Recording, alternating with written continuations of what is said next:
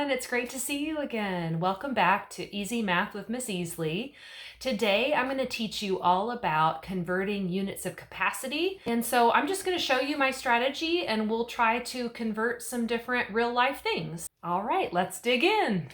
Okay, so the first thing we need to know is that this is a really great strategy to make a little table whenever you're converting from one unit to another.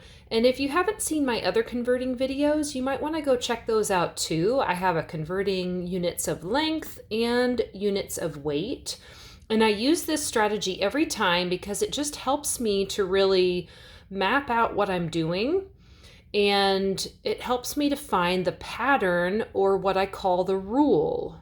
Here's my first real life example. This cup holds 355 milliliters. How many liters can it hold?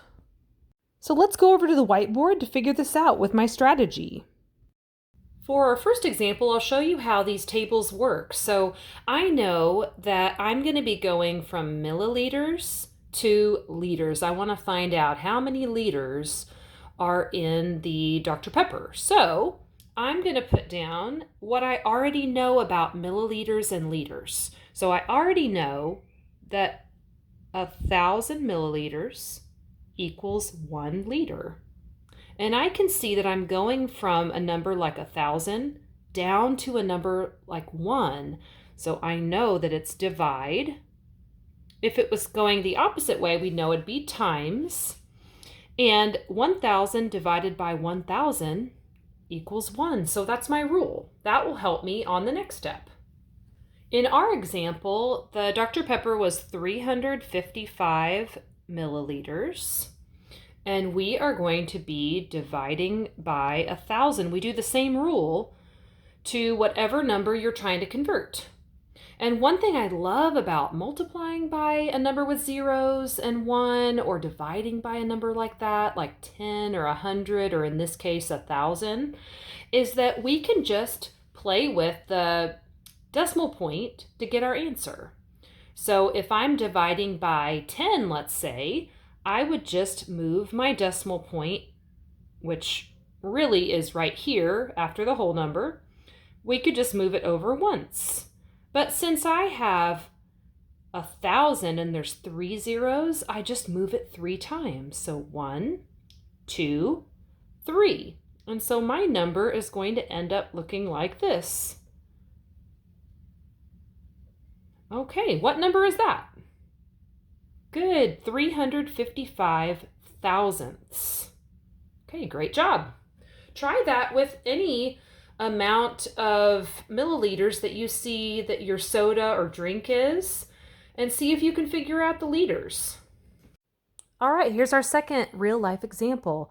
This pool can hold 20,400 gallons of water. How many quarts can it hold? Once again, we're going to jump over to the whiteboard, try to figure this out. You can follow along on paper. All right, for our next example, I went ahead and set up our table. And I always suggest that you set up a table like this and just label whatever 2 units you're working with. So in this case, we want to know how many quarts are in gallons. So we could look that up, and we see that in 1 gallon, there's 4 quarts. That means that our rule must be multiplying because it's going from 1 up to a bigger number, and 1 times 4 is 4. So I know my rule is going to be times 4 on whatever amount I want to figure out. In this case, I looked up just a typical kind of small 16-foot by 34-foot pool. And this had 20,400 gallons of water in it. Okay, so I think I'm going to start trying to figure out how many quarts with this problem, 20,400 times 4. The other thing you might prefer is to do repeated addition. You could add this number up 4 times. Why don't you pause the video and try your strategy for how many quarts are in that many gallons.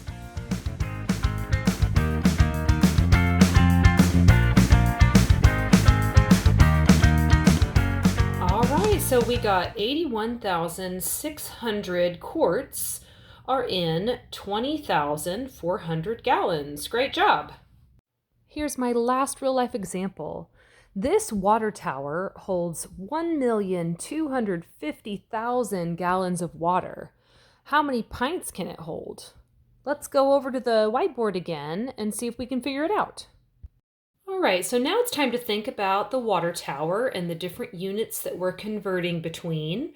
So we got gallons, and now we need to convert over to pints. Now, you could always search up how many pints are in a gallon.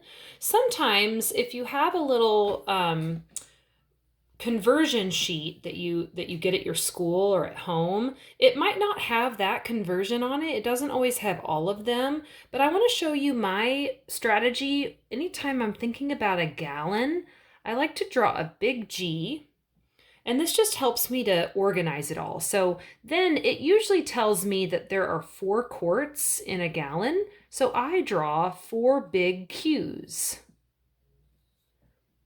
And then it tells me on my conversion sheet that there are 2 pints in every quart. So then I just draw the 2 pints, 2 letter P's, in each quart. And I could keep that going. There's 2 cups in a pint. I could do that. And then there's fluid ounces. But for this particular thing, I'm going to stop there because I've got what I need. In 1 gallon, so I'm going to write that down, in 1 gallon, we're just going to count the letter P's. It makes it so easy for us. 1, 2, 3, 4, 5, 6, 7, 8. There's 8 pints in 1 gallon. And so I can tell, well, let me ask you, what do you think the rule is to get from 1 up to 8? Okay, great, times 8. The number is getting bigger, so we know it's multiplying. All right, now I filled in this huge water tower can hold 1,250,000 gallons. It's a ton of water. And so now we're going to do that times 8 because we want to do the same rule we did before. Why don't you pause the video and try out this multiplication problem, and we can check our work.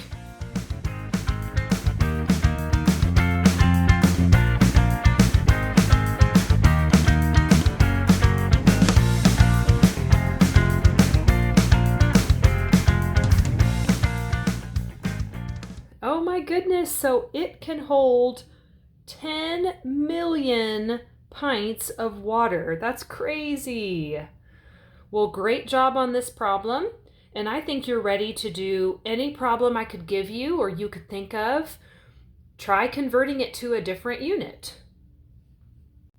All right, thanks for watching, everyone. I hope you learned a lot. I hope you enjoyed it. And I hope you use this skill on other problems that you come across. All right, bye everyone. See you next time.